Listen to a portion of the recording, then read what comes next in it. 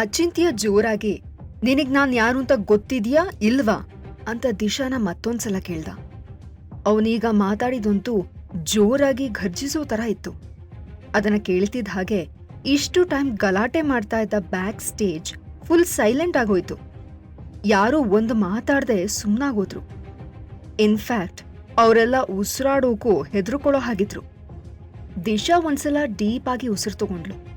I am sorry sir, ಆದ್ರೆ ನಾನ್ makeup artist ಆಗಿ ಕೆಲಸ ಮಾಡೋಕೆ ಒಬ್ರು ಬಾಸ್ ಹೆಸರು, ಅವ್ರ ಬಗ್ಗೆ ಎಲ್ಲ ಗೊತ್ತಿರ್ಬೇಕು ಅಂತ ನನಗೆ ಐಡಿಯಾ ಇರ್ಲಿಲ್ಲ ಅಂತ ಅಂದ್ಲು. ಅವಳ ಮಾತು ಕೇಳಿ ಅಚಿಂತ್ಯ ಸೀರಿಯಸ್ ಆಗಿ ಲುಕ್ ಕೊಟ್ಟು, ನಿನಗೆ ನಾನ್ ಯಾರು ಅಂತಾನೆ ಗೊತ್ತಿಲ್ಲ ಅಂದ್ರೆ ನಾನ್ ಮಾಡೆಲ್ಸಿಗೆ ಯಾವ ತರ ಮೇಕಪ್ ಮಾಡ್ಬೇಕು ಅಂತ ನಾನ್ ಎಕ್ಸ್ಪೆಕ್ಟ್ ಮಾಡ್ತೀನಿ ಅನ್ನೋದು ನಿನಗೆ ಹೇಗೆ ಗೊತ್ತಾಗುತ್ತೆ? ದಿಶಾ, ನೀನು ನನ್ನ ಹತ್ರ ಕೆಲಸ ಮಾಡಿ ಅದಕ್ಕೆ ಪೇಮೆಂಟ್ ತಗೋತೀಯಾ ಅಂದ್ರೆ ಆ ಕೆಲಸ ಮಾಡೋ ಮೊದ್ಲೇ ಎಲ್ಲದಕ್ಕೂ ಪ್ರಿಪೇರ್ ಆಗಿರ್ಬೇಕು ತಾನೆ, ಅಷ್ಟು ಗೊತ್ತಾಗಲ್ವಾ ಅಂತ ಅಚಿಂತ್ಯ ಹೇಳ್ದ. ಶಂಕರ್ ಸರ್ ಅಂತ ದಿಶಾ ಸಾಫ್ಟ್ ಆಗಿ ಶಂಕರ್ ಕಡೆ ತಿರುಗಿದ್ಲು. ನಂಗೆ ಇವರು ಪೂರ್ತಿ ಹೆಸರು ಡೀಟೇಲ್ಸ್ನ ಹೇಳ್ತೀರಾ ಅಂತ ಹೇಳಿದ್ಲು. ಶಂಕರ್ ಒಂದ್ಸಲ ಅಚಿಂತ್ಯ ಕಡೆ ನೋಡ್ದ. ಆಮೇಲೆ ಮತ್ತೆ ತಲೆ ತಗ್ಸಿ ದಿಶಾ ಕಡೆ ನೋಡಿ, ನಮ್ ಬಾಸ್ ಹೆಸರು ಅಚಿಂತ್ಯ ವಂಶಿ ಅಂತ. ಇವರೊಬ್ರು ಇಂಟರ್ನ್ಯಾಷನಲ್ ಲೆವೆಲ್ ಕಾರ್ ಡಿಸೈನರ್. ಇವ್ರು ತುಂಬಾನೇ ಫೇಮಸ್.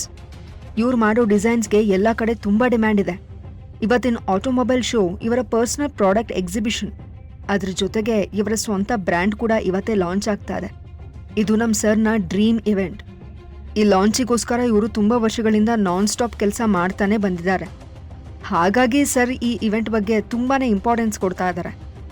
ಅದಕ್ಕೆ ಸರಿಗೆ ಇದರಲ್ಲಿ ಒಂದು ಸಣ್ಣ ಮಿಸ್ಟೇಕ್ ಕೂಡ ಆಗೋದು ಇಷ್ಟ ಇಲ್ಲ ಅಂತ ಹೇಳ್ದ. ದಿಶಾಗೆ ಈಗ ಸ್ವಲ್ಪ ಅರ್ಥ ಆಯ್ತು. ಅಚಿಂತ್ಯ ತುಂಬಾ ಆಂಬಿಷಿಯಸ್, ಸೀರಿಯಸ್ ವ್ಯಕ್ತಿಯಾಗಿದ್ದ. ಅವನ ಹೆಸರನ್ನು ಕೇಳಿದ್ರೇನೆ ಅದೆಷ್ಟೋ ಜನ ಹೆದರ್ಕೋತಾ ಇದ್ರು. ನಿಂಗೀಗ ಅರ್ಥ ಆಯ್ತಾ ಅಂತ ಅಚಿಂತ್ಯ ಕೇಳ್ದ. ದಿಶಾ ತಕ್ಷಣ ತಲೆ ಆಡಿಸಿ, ಹಾಂ ಸರ್, ನನಗೆ ಅರ್ಥ ಆಯ್ತು ಅಂತ ಅಂದ್ಲು. ಸೊ ಏನಾದರೂ ಕ್ವೆಶನ್ಸ್ ಕೇಳೋದಿದ್ಯಾ? ನಿಂಗಿವತ್ತು ನಿನ್ ಬಾಸ್ ಬಗ್ಗೆನೇ ಗೊತ್ತಿಲ್ಲ ಅಲ್ವಾ? ದಿಶಾ, ಲೋಕೇಶ್ ಪಾಟೀಲ್ ಅವರು ನಿನ್ನ ರೆಕಮೆಂಡ್ ಮಾಡಿದ್ದಾರೆ. ಅವ್ರು ಹಾಗೆಲ್ಲ ಸುಮ್ಮನೆ ಯಾರ್ಯಾರನ್ನೋ ರೆಕಮೆಂಡ್ ಮಾಡಲ್ಲ.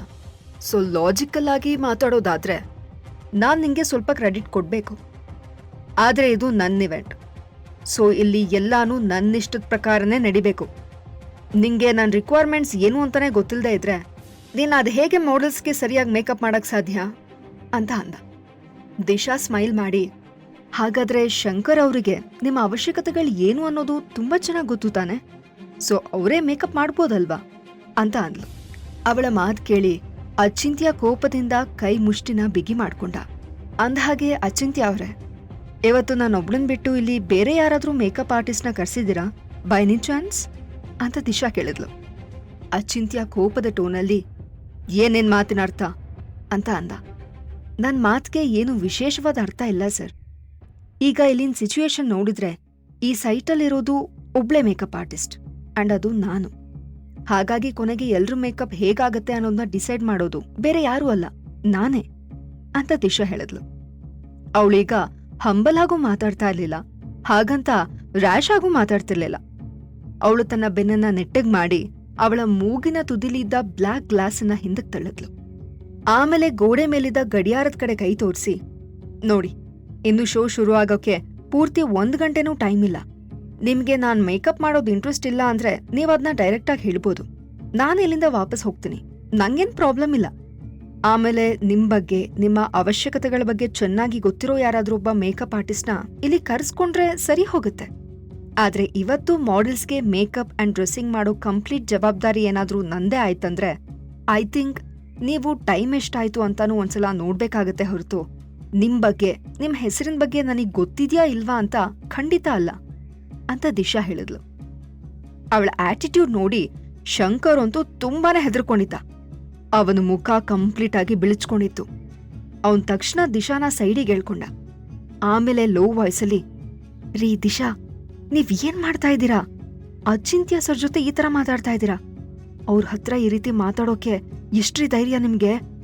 ಅವ್ರು ಒಂದ್ಸಲ ಒಂದೇ ತಿಂಗಳಲ್ಲಿ 1 ಡಜನ್ಗೂ ಹೆಚ್ಚು ಜನ ಮೇಕಪ್ ಆರ್ಟಿಸ್ಟ್ಗಳನ್ನ ಫೈರ್ ಮಾಡಿದ್ರು ಕೆಲ್ಸದಿಂದ, ಗೊತ್ತಾ ಅಂತ ಶಂಕರ್ ಹೇಳ್ದ. ನನಗದೆಲ್ಲ ಗೊತ್ತಿಲ್ಲ ಸರ್. ಒಂದ್ ವೇಳೆ ನಂಗೆ ಗೊತ್ತಿದ್ರು ನಾನದಕ್ಕೆಲ್ಲ ಕೇರ್ ಮಾಡಲ್ಲ ಅಂತ ಅಂದ್ಲು. ಅವಳು ಮತ್ತೆ ಅಚಿಂತ್ಯ ಕಡೆ ನೋಡಿ, ಅಚಿಂತ್ಯ ಸರ್, ಅಂದ್ಹಾಗೆ ನಮ್ಮ ಹತ್ರ ಈಗ ಜಾಸ್ತಿ ಟೈಮ್ ಇಲ್ಲ. ನೀವ್ ನನಗೆ ಯಾವ್ದಾದ್ರೂ ಒಂದು ಆನ್ಸರ್ನ ಬೇಗ ಹೇಳಿ ಅಂತ ಅಂದ್ಲು. ಅಚಿಂತ್ಯ ಸಡನ್ ಆಗಿ ಒಂದು ಸೀರಿಯಸ್ ಸ್ಮೈಲ್ ಕೊಟ್ಟ. ದಿಶಾ ದಿಶಾ ಅಲ್ವಾ ನಿನ್ ಹೆಸರು? ವೆರಿ ಗುಡ್, ನಾನ್ ನಿನ್ನ ನೆನ್ಪಿಟ್ಕೋತೀನಿ ಅಂತ ಹೇಳ್ದ. ದಿಶಾ ತಕ್ಷಣ ಹುಬ್ಬನ್ನ ಗಂಟಿಕೊಂಡು ಥ್ಯಾಂಕ್ ಯು ಸರ್, ನೀವು ನನ್ನ ನೆನ್ಪಿಟ್ಕೊಳ್ಳೋದು ಅಂದ್ರೆ ಅದು ನಂಗೆ ಒಂದು ಆನರ್ ಅಂತ ಅನ್ಕೋತೀನಿ ಅಂತ ಅಂದ್ಲು.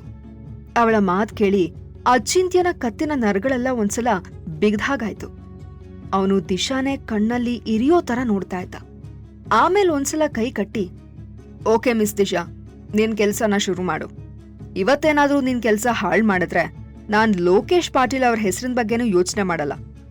ಅದ್ರಿಂದ ಆಗೋ ಲಾಸ್ಗೆ ನೀನೇ ಕಾಂಪನ್ಸೇಷನ್ ಕೊಡ್ಬೇಕಾಗತ್ತೆ ಅಂತ ಹೇಳ್ದ. ಆಮೇಲೆ ದಿಶಾನ ಮುಂದಕ್ ಬಾ ಅನ್ನೋ ತರ ಕೈ ಚಾಚಿ ನಾವೇನ್ ಸ್ಟಾರ್ಟ್ ಮಾಡ್ಬೋದು ಅನ್ಕೋತೀನಿ ಅಂತ ಅಂದ. ದಿಶಾ ಒಂದ್ಸಲ ಡೀಪ್ ಆಗಿ ಉಸಿರೆಳ್ಕೊಂಡು ಕಣ್ಮುಚ್ಕೊಂಡ್ಲು. ಇತ್ತೀಚೆಗೆ ಶ್ಯಾಡೋ ಅವಳ ಮೇಲೆ ತುಂಬಾನೇ ಪ್ರೀತಿ ತೋರಿಸ್ತಾ ಇದ್ದ. ಅದವಳಿಗೆ ತುಂಬಾನೇ ಧೈರ್ಯ ಕೊಟ್ಟಿರೋ ಹಾಗೆ ಕಾಣ್ತಾ ಇತ್ತು. ಅವಳು ವರ್ಷಗಟ್ಲೆ ಅವಳ ಅತ್ತೆ ಕಾಟ ಸಹಿಸ್ಕೊಂಡಿದ್ಲು. ಆದ್ರೆ ಇವತ್ತು ಕೆಲ್ಸ ಮಾಡಕ್ ಬಂದಲ್ಲಿ ತಾಳ್ಮೆ ಕಳ್ಕೊಂಡವಳ ತರ ಆನ್ಸರ್ ಮಾಡಿದ್ಲು. ದಿಶಾ ಅವಳಿಗೆ ಯಾರಾದ್ರೂ ಬೈದ್ರೆ ತಲೆ ಏನ್ ಕೆಡ್ಸ್ಕೋತಿರ್ಲಿಲ್ಲ. ಅವಳಿಗದು ದೊಡ್ಡ ವಿಷಯನೂ ಆಗಿರ್ಲಿಲ್ಲ. ಆದ್ರೆ ಇದರಿಂದ ಲೋಕೇಶ್ ಪಾಟೀಲ್ ಅವರ ರೆಕಮೆಂಡೇಶನ್ ಸರಿಯಿಲ್ಲ ಅಂತೇನಾದ್ರು ಆದ್ರೆ ಅದ್ರಿಂದ ಅವರಿಗೆ ಖಂಡಿತ ಬೇಜಾರಾಗ್ತಿತ್ತು. ಹಾಗಂದ್ರೆ ಅವಳು ಮೇಕಪ್ ಮಾಡಿದ್ದನ್ನ ಅಚಿಂತ್ಯ ಸರಿಯಾಗಿ ಗಮನ ಕೊಟ್ಟು ನೋಡಿದ್ದ ಅಲ್ವಾ? ಆದ್ರೂ ಯಾಕವನು ಒಂದೇ ಒಂದ್ ಮಾತು ಹೇಳಲಿಲ್ಲ. ಶಂಕರ್ ಆಗಿಂದ್ಲೂ ಅಚಿಂತ್ಯ ಪಕ್ಕದಲ್ಲೇ ನಿಂತಿದ್ದ. ಅವನು ಸೆಕೆಂಡ್ಗೂ ಅವನ ಬಾಸ್ ಎಕ್ಸ್ಪ್ರೆಷನ್ ಏನಾಗುತ್ತೆ ಅಂತ ಅಬ್ಸರ್ವ್ ಮಾಡ್ತಾ ಇದ್ದ. ಅಚಿಂತ್ಯ ಸರ್, ಒಂದ್ಸಲ ನೋಡಿ, ಈ ತರದ್ ಮೇಕಪ್ ಚೆನ್ನಾಗಿರತ್ತಾ ಅಂತ ಕೇಳ್ತಾ ದಿಶಾ ಅವನ್ ಏನ್ ಹೇಳ್ತಾನೆ ಅಂತ ಕೇಳೋಕೆ ಕ್ಯೂರಿಯಸ್ ಆಗಿದ್ಲು. ಅಚಿಂತ್ಯ ನಗ್ತಾ, ಹೇ, ನಾನ್ ನಿನಗ್ ಈ ತರ ಸ್ಕಿಲ್ಸ್ ಇದೆ ಅಂತ ಅನ್ಕೊಂಡೇ ಇರ್ಲಿಲ್ಲ ಅಂತ ಅಂದ. ವಾಟ್? ದಿಶಾ ಸಡನ್ ಆಗಿ ತಲೆ ಎತ್ತಿ ಅಚಿಂತ್ಯನ್ ಕಡೆ ನೋಡಿದ್ಲು. ಅಂದ್ರೆ ಅವನಿಗ್ ಸಮಾಧಾನ ಆಗಿತ್ತಾ ಅಥವಾ ಬೇಕು ಅಂತಾನೆ ಟಾಂಟ್ ಏನಾದ್ರೂ ಕೊಡ್ತಾ ಇದ್ನಾ ಅನ್ನೋದ್ ಗೊತ್ತಾಗ್ದೆ ದಿಶಾ ಕನ್ಫ್ಯೂಸ್ ಆಗಿ ಅವನ ಎಕ್ಸ್ಪ್ರೆಷನ್ನೇ ಸ್ಕ್ಯಾನ್ ಮಾಡೋ ಹಾಗೆ ನೋಡ್ತಾ ಇದ್ಲು. ಆದ್ರೆ ಅಚಿಂತ್ಯ ಮಾತ್ ಕೇಳಿ ಶಂಕರ್ ಅಂತೂ ಎಲ್ಲಾ ದೇವರನ್ನು ನೆನಪು ಮಾಡ್ಕೊಂಡು ಒಂದ್ಸಲ ಜೋರಾಗಿ ನಿಟ್ಟುಸ್ರು ಬಿಟ್ಟ. ಅವನಿಗೆ ನಾನ್ ಸದ್ಯ ಬಚಾವಾದೆ ಅಂತ ಅನ್ನಿಸ್ತಾ ಇತ್ತು. ಹಾಗಾದ್ರೆ ಮೇಕಪ್ ಎಲ್ಲ ಆಯ್ತು ತಾನೆ? ಒಳ್ಳೇದಾಯ್ತು. ಈಗ ನಮ್ ಕಂಪ್ನಿ ಓಪನಿಂಗ್ ಸೆರೆಮನಿಗೆ ಟೈಮ್ ಆಯ್ತು. ಗರ್ಲ್ಸ್, ನೀವೆಲ್ಲ ಯಾಕಿನ್ನೂ ಇಲ್ಲೇ ನಿಂತಿದ್ದೀರಾ? ಬೇಗ ಹೊರಗಡೆ ಹೋಗಕ್ ರೆಡಿಯಾಗಿ, ಟೈಮ್ ವೇಸ್ಟ್ ಮಾಡ್ಬೇಡಿ ಅಂತ ಅಚಿಂತ್ಯ ಹೇಳ್ದ. ಅವನು ಗೈಡ್ ಮಾಡಿದ ಹಾಗೆ ಮಾಡೆಲ್ಸ್ ಎಲ್ರೂ ಲೈನ್ ಮಾಡಿ ನಿಂತರು. ಅವರೆಲ್ಲರೂ ಅವ್ರಿಗೆ ಅಂತ ಫಿಕ್ಸ್ ಆಗಿದ ಕಾರ್ ಹತ್ರ ಹೋಗಿ ಫೈನಲ್ ಪ್ರಿಪರೇಷನ್ ಮಾಡ್ಕೋತಾ ಇದ್ರು. ಅವರೆಲ್ಲ ಹಾರ್ಕೊಂಡ್ ಹೋಗ್ತಾ ಇದೀವಿ ಅನ್ನೋಷ್ಟು ಫಾಸ್ಟ್ ಆಗಿ ನಡೀತಾ ಇದ್ರು. ಅವ್ರು ಇಡೀ ದಿನ 18 ಸೆಂಟಿಮೀಟರ್ ಹೈ ಹಿಲ್ಸ್ ಹಾಕೊಂಡ್ ಬೇರೆ ಮ್ಯಾನೇಜ್ ಮಾಡ್ಬೇಕಿತ್ತು. ಅವ್ರನ್ನ ನೋಡಿ ದಿಶಾಗ್ ಒಂದ್ ರೀತಿ ಸಮಾಧಾನ, ಖುಷಿ ಎರಡೂ ಆಯ್ತು. ಅವಳು ಎಕ್ಸ್ಪೆಕ್ಟ್ ಮಾಡದೇ ಇರೋ ಹಾಗೆ ಅಚಿಂತ್ಯ ಅವಳ ಕಡೆ ನೆಟ್ಕೊಂಡ್ ಬಂದು ಅವಳ ಮುಂದೆ ನಿಂತ. ಆಮೇಲೆ ಅವಳು ಹಾಕೊಂಡಿದ್ದ ಕಪ್ಪು ಫ್ರೇಮಿನ ಗ್ಲಾಸ್ ತೆಗೆದು, ನಿಂಗೆ ಶಾರ್ಟ್ ಸೈಡ್ಸ್ ಇದ್ಯಾ ಅಂತ ಕೇಳ್ದ. ದಿಶಾ ಅವನ್ ಹಾಗೆ ಹತ್ರಕ್ ಬಂದು ಮಾತಾಡಿದ್ದನ್ನ ನೋಡಿ ಸ್ಟನ್ ಆದ್ಲು. ಅವನ್ ಹಾಗೆ ಅನ್ಎಕ್ಸ್ಪೆಕ್ಟೆಡ್ ಆಗಿ ಅವಳ ಗ್ಲಾಸ್ ರಿಮೂವ್ ಮಾಡಿದ್ರಿಂದ ಅವಳಿಗೆ ಒಂದ್ ಕ್ಷಣ ಏನ್ ಮಾಡ್ಬೇಕು ಅಂತಾನೆ ಗೊತ್ತಾಗ್ಲಿಲ್ಲ. ಈ ಎಲ್ಲಾ ಪ್ರಶ್ನೆಗಳಿಗೆ ಉತ್ತರ ಬೇಕು ಅಂದ್ರೆ ಈಗಲೇ ಪಾಕೆಟ್ ಎಫ್ಎಂ ಅಪ್ಲಿಕೇಶನ್ ಡೌನ್ಲೋಡ್ ಮಾಡಿ ಮತ್ತು ಕೇಳಿ ಸೀಕ್ರೆಟ್ ಹಸ್ಬೆಂಡ್. ಅಪ್ಲಿಕೇಶನ್ ಡೌನ್ಲೋಡ್ ಮಾಡಲು ಡಿಸ್ಕ್ರಿಪ್ಷನ್ ನಲ್ಲಿ ಇರುವ ಲಿಂಕ್ ಅನ್ನು ಕ್ಲಿಕ್ ಮಾಡಿ.